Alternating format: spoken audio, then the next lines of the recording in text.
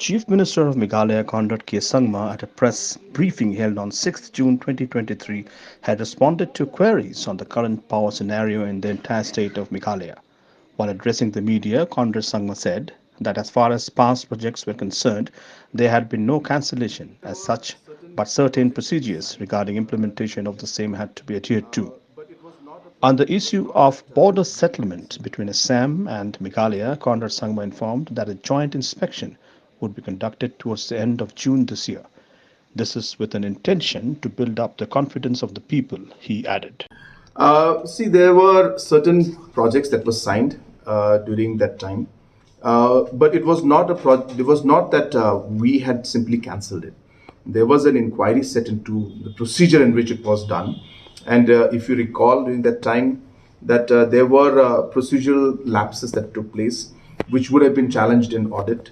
There would be objections to it, and which could have created and put the state in a very difficult position. So while we are concerned about the power situation, procedures need to be followed while we allot the work, and that was not done. And therefore, it would be incorrect to say that we are blaming each other. The point is that ultimately we have to move forward. If I have to find ways and points to blame, there are thousands and millions of points I can come out. But I don't think that's going to help the situation right now.